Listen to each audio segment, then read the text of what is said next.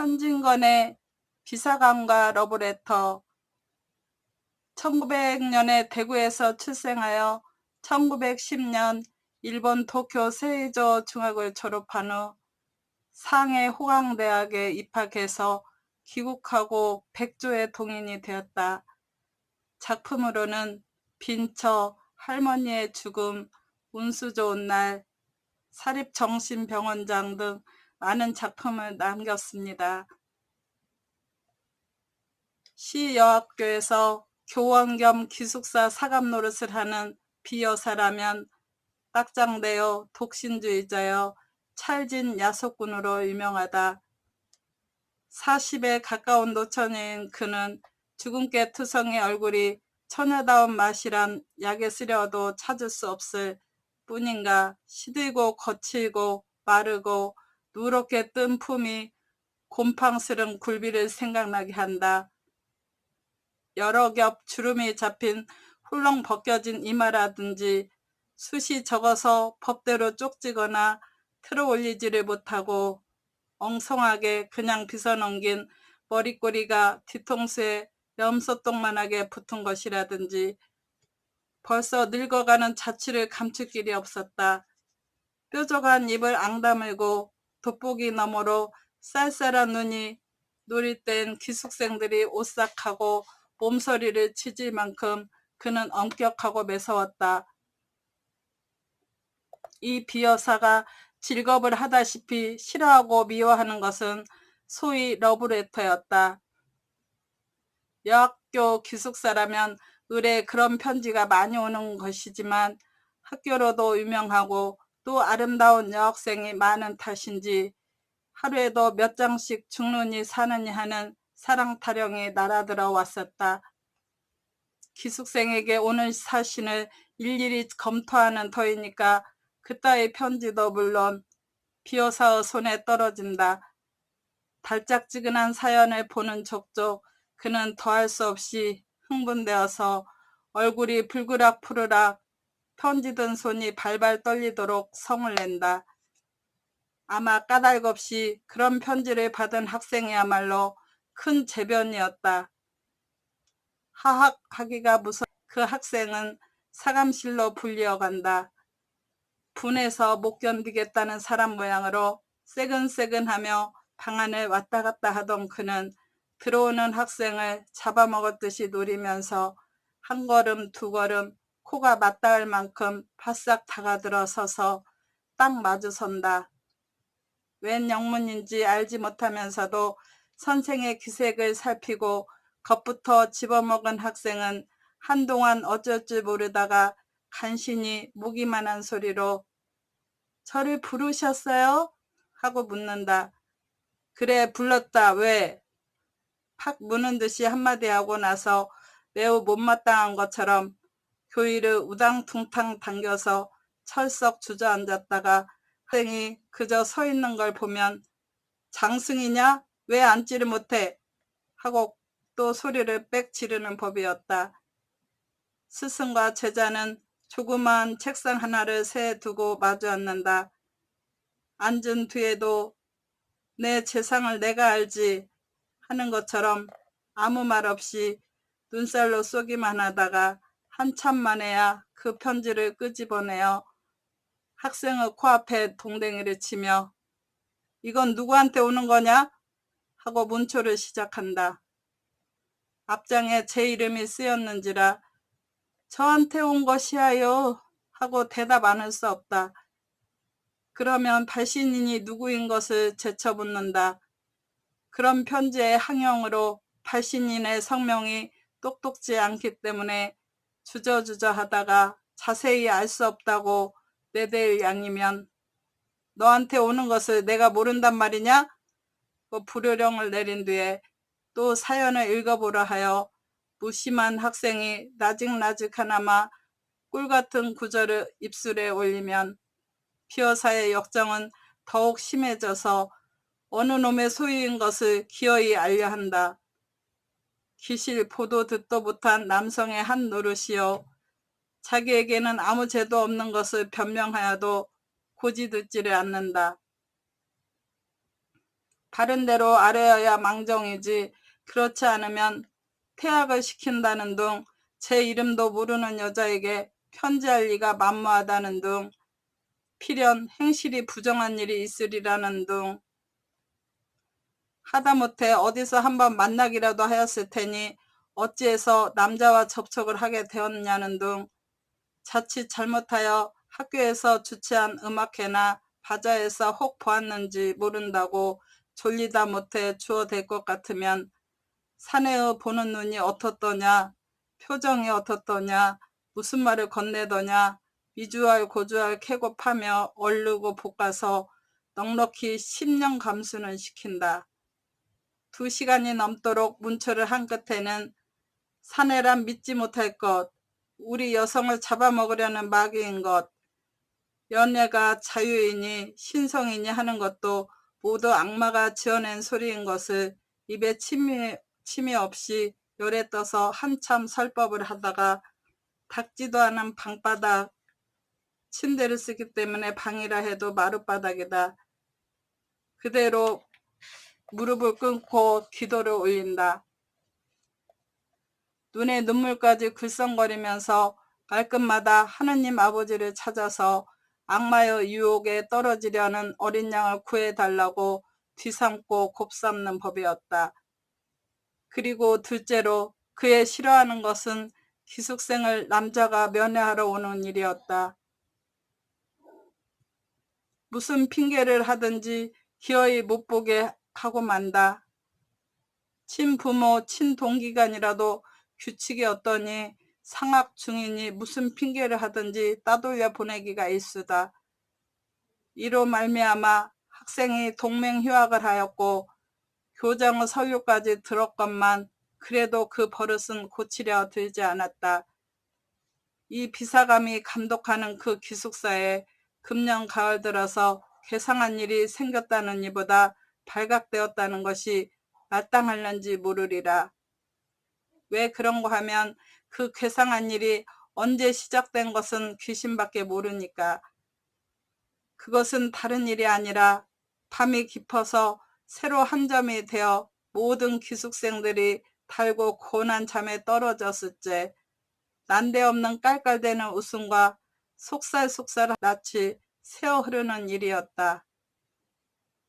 하룻밤이 아니고 이틀밤이 아닌 다음에야 그런 소리가 장기 밝은 기숙생의 귀에 들리기도 하였지만 잠결이라 뒷동산에 구르는 마른 잎의 노래로나 달빛에 날개를 번뜩이며 울고 가는 기러기의 소리로나 흘러들었다. 그렇지 않으면 도깨비의 장난이나 아닌가 하여 무시무시한 증이 들어서 동무를 깨웠다가 좀처럼 동무는 깨지 않고 제 생각이 너무나 어림없고 어이없음을 깨달으면 밤소리 멀리 들린다고 학교 이웃집에서 이야기를 하거나 또 딴 방에 자는 제 동무들의 잠꼬대로만 여겨서 스스로 안심하고 그대로 자버리기도 하였다. 그러나 이 수수께끼가 풀릴 때는 왔다. 이때 공교롭게 한 방에 자던 학생 셋이 한꺼번에 잠을 깨었다. 첫째 처녀가 소변을 보러 일어났다가 그 소리를 듣고 둘째 처녀와 셋째 처녀를 깨우고 만 것이다. 저 소리를 들어보아요. 아닌 밤중에 저게 무슨 소리야? 하고 첫째 처녀는 화동그레진 눈에 무서워하는 빛을 띄운다. 어젯밤에 나도 저 소리에 놀랬었어. 도깨비가 났단 말인가? 하고 둘째 처녀도 잠오는 눈을 비비며 수상해한다. 그 중에 제일 나이 많을 뿐더러 장난 잘 치고 짓궂은 짓 잘하기로 유명한 셋째 처녀는 동무 말을 못 믿겠다는 듯이 이윽히 귀를 기울이다가 나는 수상한걸. 나는 언젠가 한번 들어본 법도 하구먼. 뭘 잠 많이 오는 애들이 이야기를 하는 게지. 이때 그 괴상한 소리는 땡땡을 웃었다. 새 처녀는 귀를 수스라쳤다. 적적한 방 가운데 다른 파동 없는 공기는 그 수상한 말마디를 곁에서나 나는 듯이 또렷또렷이 전해주었다. 오, 태훈씨, 그러면 자키 좋을까요? 간드러진 여자의 목소리다. 경숙씨가 좋으시다면 내가 얼마나 기쁘겠습니까? 아, 오직 경숙씨에게 나의 타는 듯한 가슴을 인제야 아셨습니까? 정열에 뜬 사내의 목청이 분명하였다. 한동안 침묵. 이제 그만 놓아요. 키스가 너무 길지 않아요? 행여 남이 보면 어떡해요? 아양 떠는 여자 말씨. 길수록 더욱 좋지 않아요? 나는 내 목숨이 끊어질 때까지 키스를 하여도 길다고 못하겠습니다. 그래도 짧은 짓을 한번 하겠습니다. 사내의 피를 뿜는 듯한 이 말끝은 계집애 자지러진 웃음으로 묻혀버렸다. 그것은 묻지 않아도 사랑에 겨운 남녀의 허물어진 수작이다. 감금이 지독한 이 기숙사에 이런 일이 생길 줄이야. 새 처녀는 얼굴을 마주보았다. 그들의 얼굴은 놀랍고 무서운 빛이 없지 않았으되 점점 호기심에 번쩍이기 시작하였다. 그들의 머릿속에는 한결같이 로맨틱한 생각이 떠올랐다. 이 안에 있는 여자 애인을 보려고 학교 근처를 뒤돌고 곱돌던 사내 애인이 타는 듯한 가슴을 걷잡다 못하여 밤이 이슥하기를 기다려 밤을 뛰어넘었는지 모르리라. 모든 불이 다 꺼지고 오직 밝은 달빛이 은가루처럼 서린 창문이 소리 없이 열리며 여자 애인이 흰 수건을 흔들어 사내 애인을 부른지도 모르리라. 활동 사진에 보는 것처럼 기나긴 피륙을 내리워서 하나는 위에서 당기고 하나는 밑에서 매달려 디룽디룽 하면서 올라가는 전경이 있었는지 모르리라. 그래서 두 애인은 만나가지고 저와 같이 사랑의 속살거림에 잦아졌는지 모르리라. 꿈결 같은 감정이 안개 모양으로 눈부시게 새 처녀의 몸과 마음을 휩싸 돌았다. 그들의 뺨은 후끈후끈 달았다. 괴상한 소리는 또 일어났다. 난 싫어요. 당신 같은 사내는 난 싫어요. 이번에는 매몰스럽게 내어내는 모양. 나의 천사, 나의 하늘, 나의 여왕, 나의 목숨, 나의 사랑, 나를 살려주어요. 나를 구해주어요. 사내의 애를 조리는 간청. 우리 구경 가볼까? 짓궂은 셋째 처녀는 몸을 일으키며 이런 제의를 하였다. 다른 처녀들도 그 말에 찬성한다는 듯이 따라 일어섰으되 의아와 공고와 호기심이 뒤섞인 얼굴을 서로 교환하면서 얼마쯤 망설이다가 마침내 가만히 문을 열고 나왔다. 쌀벌레 같은 그들의 발가락은 가장 조심성 많게 소리나는 곳을 향해서 곰실곰실 기어간다. 컴컴한 복도에 자다가 일어난 새 처녀의 흰 모양은 그림자처럼 소리 없이 움직였다. 소리나는 방은 어렵지 않게 찾을 수 있었다. 찾고는 나무로 깎아 세운 듯이 주춤 걸음을 멈출 만큼 그들은 놀래었다. 그런 소리에 추쳐야말로 자기네 방에서 몇 걸음 안 되는 사감실일 줄이야.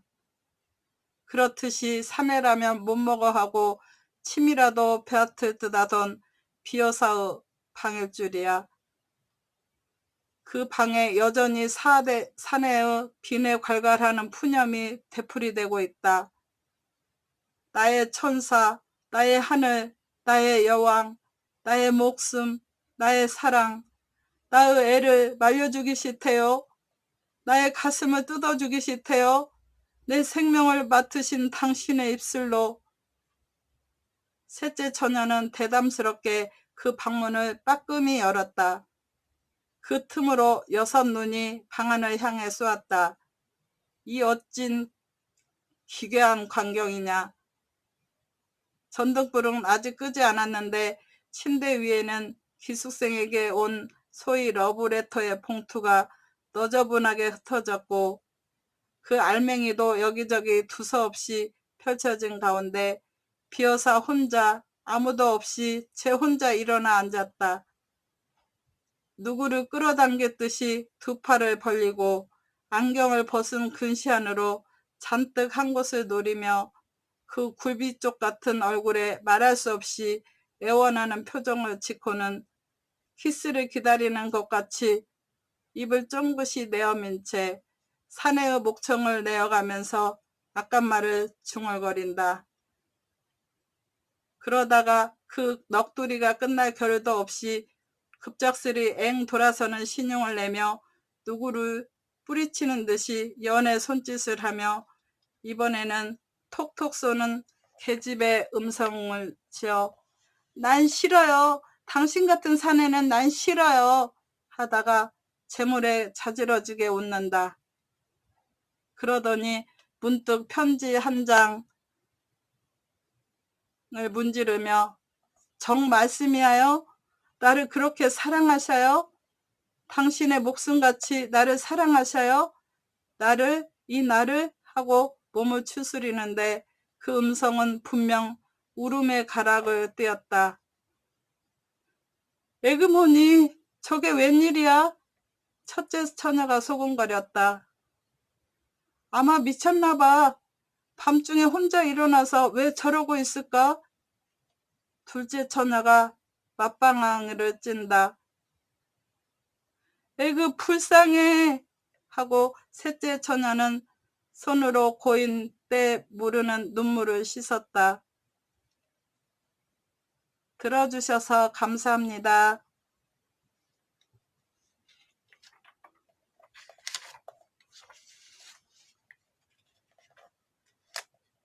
작가 현진건, 제목은 불. 시집 온 지 한 달 남짓한 금년에 15살밖에 안 된 순이는 잠이 어릿어릿한 가운데도 숨길이 갑갑해짐을 느꼈다. 큰 바위로 내리누르는 듯이 가슴이 답답하다. 바위나 같으면 싸늘한 맛이나 있으련마는 순이의 비둘기 같은 연약한 가슴에 얹힌 것은 마치 장마지는 여름날과 같이 눅눅하고 축축하고 무더운 데다 천근의 무게를 더한 것 같다. 그는 복날 개와 같이 헐떡이었다. 그러자 허리와 엉치가 뻐개내는 듯 쪼개내는 듯 갈기갈기 찢는 것 같이 산산이 바스는 것 같이 욱신거리고 쓰라리고 쑤시고 아파서 견딜 수 없었다. 새막대 같은 것이 오장육부를 한편으로 치우치며 가슴까지 치받쳐 올라 콱콱 뼈지를 때엔 순이는 입을 딱딱 벌리며 몸을 위로 치수린다.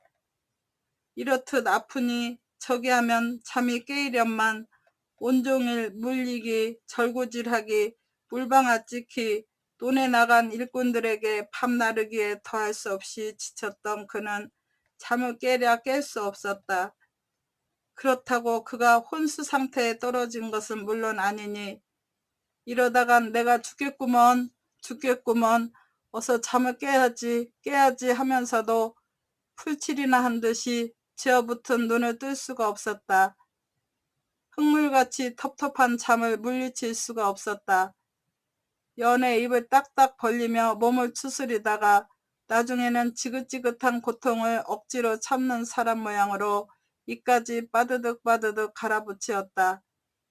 얼마 만에야 무서운 꿈에 가위 눌린 듯한 눈을 어렴풋이 뜰 수 있었다. 제 얼굴을 소뚜껑 모양으로 덮은 남편의 얼굴을 보았다. 함지박만한 큰 상판의 검은 부분은 어두운 밤빛과 어우러졌는데 번쩍이는 눈깔의 흰자위, 침있게 흐르는 입술, 그것이 삐뚤어지게 열리며 드러난 누런 이빨만 무시무시하도록 뚜렷이 알아볼 수가 있었다. 그러자 가뜩이나 큰 얼굴이 자꾸자꾸 부어오르더니 주황빛으로 지져놓은 안갈색 어깨판도 따라서 확대되어서 깍지똥만하게 되고 집채만하게 된다. 순이는 배꼽에서 솟아오르는 공포와 창자를 뒤트는 고통에 몸을 떨었다가 버르적거렸다가 하면서 염치 없는 잠에 뒷덜미도 잡히기도 하고 무서운 현실에 눈을 뜨기도 하였다. 그 고통으로부터 겨우 벗어난 때에는 6월의 단열밤이 벌써 새었다. 산의 어마어마한 윤곽이 방이 비좁도록 움직이자 밖으로 나간다. 들에 새벽일 하러 나가밀이라.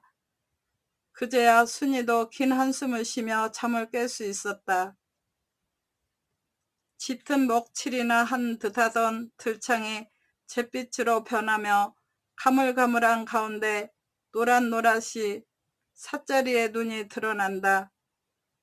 윗목에 놓인 허술한 경대 위에 번들번들하는 석경이라든지 머리맡 벽에 걸려있는 누럭장이라든지 원수의 방이 분명하다. 더구나 제 등대기 밑에는 욕까지 깔려있다. 이것은 어찌된 셈인고?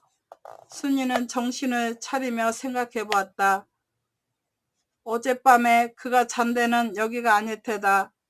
밤이 되면 을에 당하는 이 몹쓸 노릇을 하루라도 면하려고 저녁 설거지를 마치는 마트에 아무도 몰래 헛간으로 숨었었다.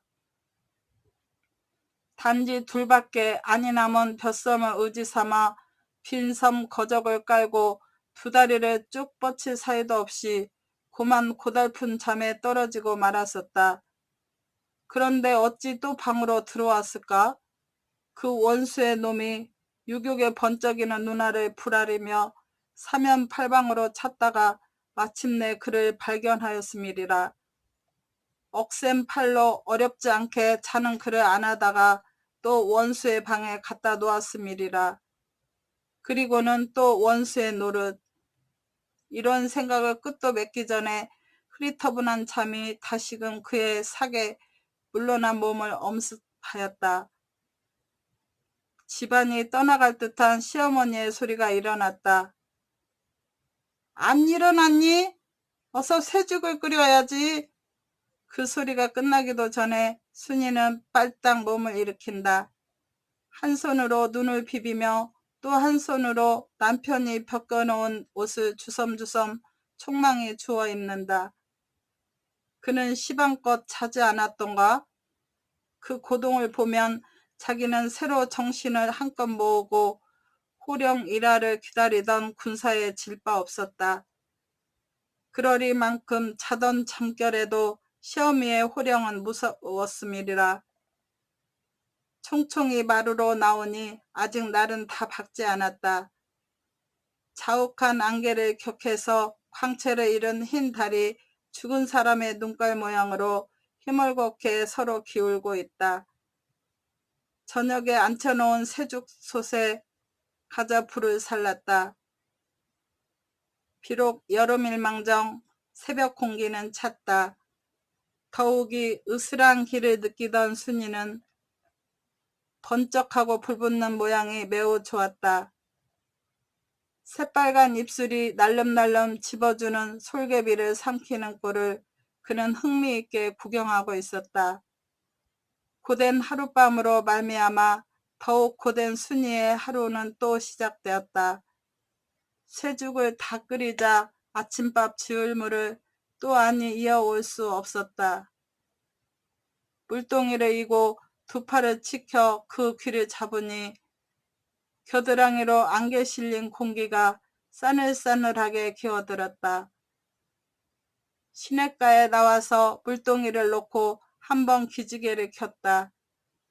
안개에 묻힌 올망졸망한 산과 등성이는 아직도 몽롱한 꿈길을 헤매는 듯 엊그제 농부를 기뻐뛰게 한 큰 비의 덕택으로 논이란 논엔 물이 질번질번한데 흰 안개와 어우러지니 마치 수은이 엉킨 것 같고 벌써 옮겨놓은 모들은 파릇파릇하게 졸음 오는 눈을 비비고 있다. 이런 가운데 저 혼자 깨었다는 듯이 시내는 쫄쫄 소리를 치며 흘러간다. 과연 가까이 앉아서 들여다보니 새말간 그 얼굴은 잠 하나 없는 눈동자와 같다. 순이는 퐁 하며 바가지를 넣었다.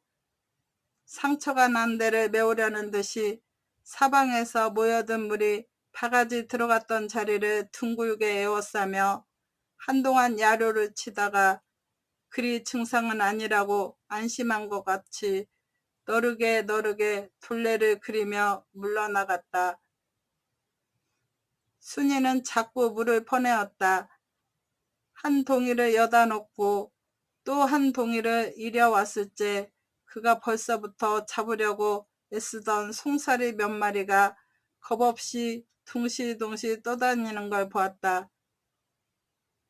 욜랑욜랑하는 그 모양이 퍽 얄미웠다.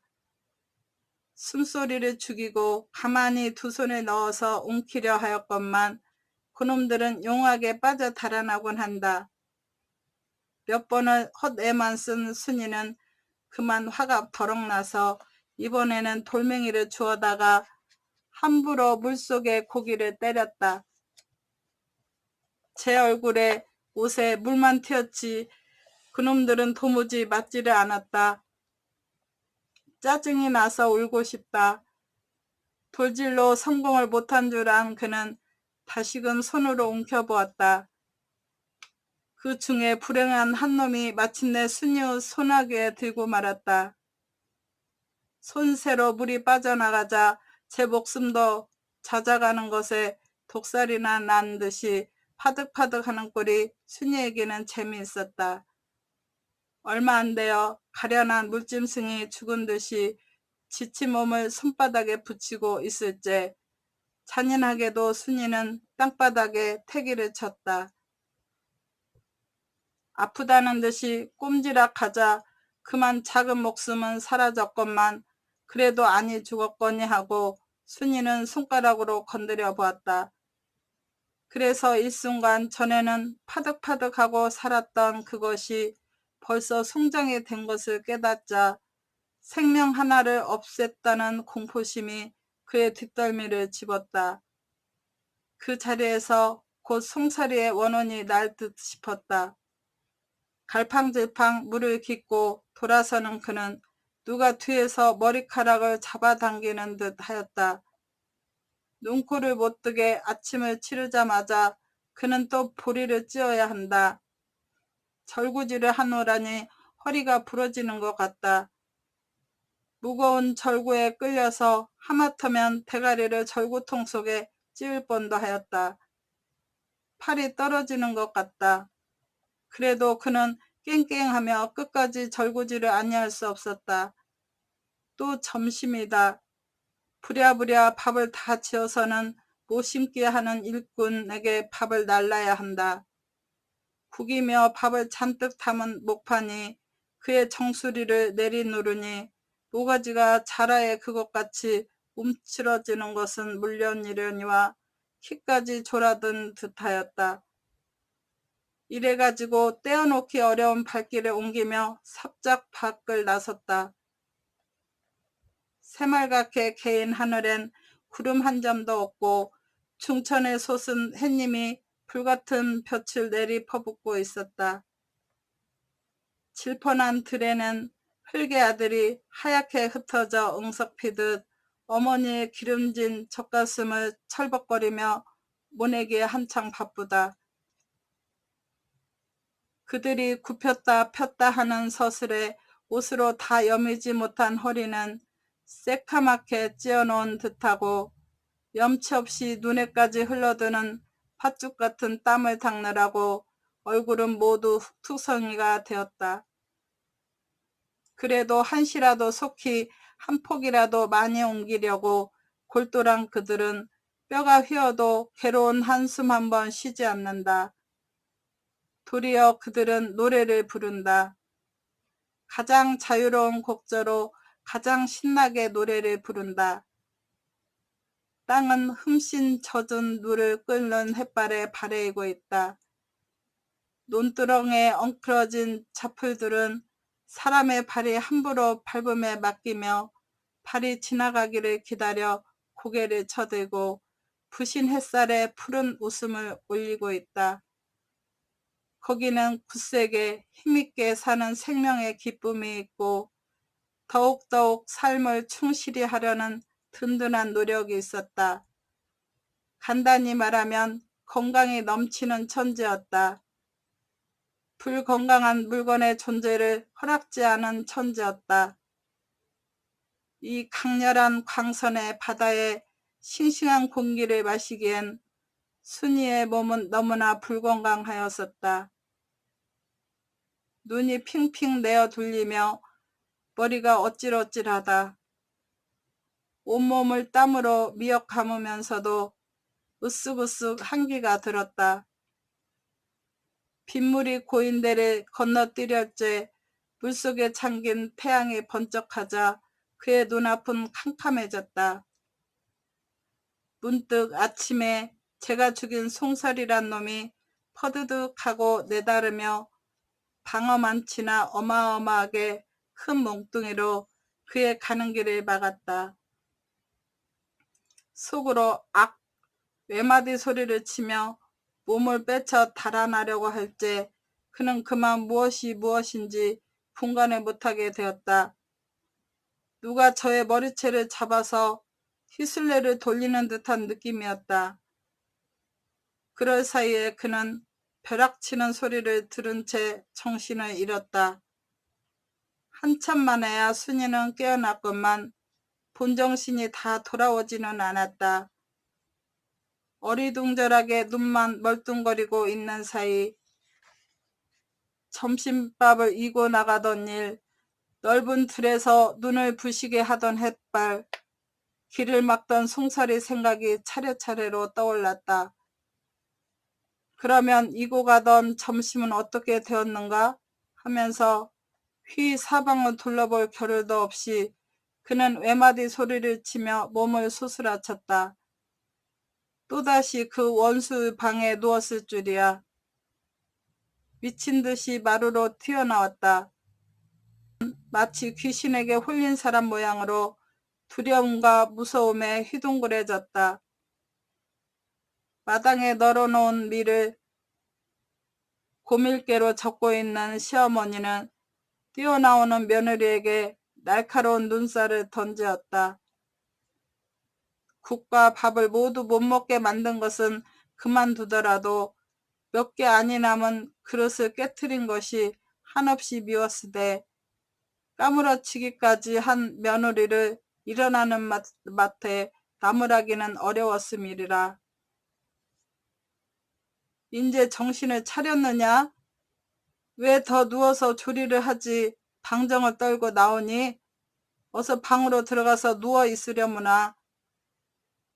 부드러운 목소리를 짓느라고 매우 애를 쓰는 모양이다. 그래도 순이는 비실비실하는 걸음걸이로 부득부득 마당으로 내려온다. 방에 들어가서 조리를 하래도 그래? 이번에는 어성이 조금 높아진다. 싫어요, 싫어요, 괜찮아요. 순이는 방에 다시 들어가기가 죽기보다 싫었다. 또 고분고분 말을 아니 듣고 악질을 부리는군 하다가 속에서 치받치는 미움을 걷잡지 못하겠다는 듯이 고밀개 자루를 거꾸로 들 사이도 없이 시어미는 며느리에게로 달려들었다. 요 방정맞은 년 같으니 어쩌자고 그릇을 다 부수고 아실랑 오는 건 뭐냐? 요 얌치 없는 년 같으니 저번 창에 산 사발을 2개나 산산조각을 만들고 하고 푸념을 섞어가며 고밀개 자루로 머리, 등, 다리 할 것 없이 함부로 두들기기 시작한다. 순이는 맞아도 아픈 줄을 몰랐다. 으스러지는 듯이 찌뿌드드한 몸에 툭툭하고 떨어지는 매가 도리어 괴상한 쾌감을 일으켰다. 요런 악지 센 양 좀 보아. 어쩌면 맞아도 울지도 않고 요렇게 했담 하고 또 한참 매질을 하다가 스스로 지친 듯이 고밀개를 집어 던지며 요년 보기 싫다. 어서 부엌에 가서 저녁이나 재워라. 순이는 또 시키는 대로 부엌에 들어가서 밥을 안 쳤다. 그럭저럭 하루에는 저물어 간다. 으슥한 부엌은 벌써 저녁이나 된 듯이 어둑어둑해졌다. 무서운 밤, 지겨운 밤이 다시금 그를 향하여 시커먼 아가리를 벌리려 한다. 해질 때마다 느끼는 공포심이 또다시 그를 엄습하였다. 번번이 해도 번번이 실패하는 밤 피할 궁리로 하여 그의 좁은 가슴은 쥐어뜯기였다. 그럴 사이에 그 궁리는 나서지 않고 제 신세가 어떻게 불쌍하고 가엾은지 몰랐다.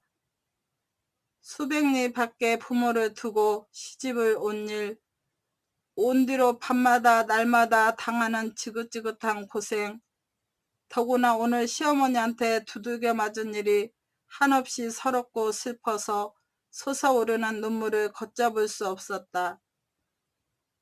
주먹으로 씻다가 팔까지 젖었건만 눈물은 그치지 않았다. 그때였다.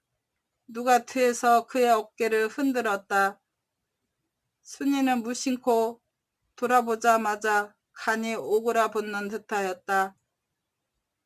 난일을 다하고 돌아왔음이리라. 그의 남편이 몸을 굽혀서 어깨 너머로 그를 들여다보고 있지 않은가. 그 볕에 그을은 험상궂은 얼굴엔 어울리지 않게 보드라운 표정과 불쌍해하는 빛이 역력히 흘렀다. 그러나 솔개에 채인 병아리 모양으로 수만 번 옳게 쉬지 못하는 순이는 그런 기색을 알아볼 여유도 없었다. 왜 울어? 울지 마라. 울지 마라. 라고 꺽쇠인 몸을 떨어뜨리며 위로를 하면서 그 솥뚜껑 같은 손으로 우는 순이의 눈을 씻어주고는 나가버린다. 남편을 본 뒤로는 더욱 견딜 수 없었다. 가슴을 저질러서 막는 바위, 온몸을 바스려내는 쇠몽둥이, 시방껏 흐르던 눈물도 간되었고 다시는 이 지긋지긋한 밤 피할 궁리에 어린 머리를 짰다. 아니, 밤 탓이 아니다. 온전히 그 원수의 방 때문이다. 만일 그 방만 아니면 남편이 또한 눈물을 씻어주고 나갈 따름이다. 그 방만 아니면 그런 고통을 줄여야 줄 곳이 없을 것이다. 그 원수의 방을 없애버릴 도리가 없을까? 여태 방을 피하려다가 뜻을 이루지 못한 순이는 이제 그 방을 없애버릴 궁리를 하게 되었다. 밥이 보그르하고 넘었다. 순이는 솥뚜껑을 열려고 일어섰을 때 부뚜막에 얹힌 성냥이 그의 눈에 띄었다. 이상한 생각이 번개같이 그의 머리를 스쳐나간다. 그는 성냥을 쥐었다. 성냥 쥔 그의 손이 가늘게 떨렸다. 그러자 사면을 한번 돌아볼 겨를도 없이 그 성냥을 품속에 감추었다. 이만하면 될 일을 왜 여태껏 몰랐던가 하면서 그는 생글에 웃었다. 그날 밤에 그 집에는 난데없는 불이 건넌방 뒷곁 추녀로부터 일어났다. 풍세를 얻은 불길이 삽시간에 온 지붕에 번지며 훨훨 타오를 때 그 뒷집 담모서리에서 순이는 근래에 없이 환한 얼굴로 기뻐 못 견디겠다는 듯이 가슴을 두근거리며 모로 뛰고 새로 뛰었다. 들어주셔서 감사합니다. 오늘도 즐거운 시간 되시고 항상 건강하세요. 구독과 좋아요는 저에게 격려가 됩니다.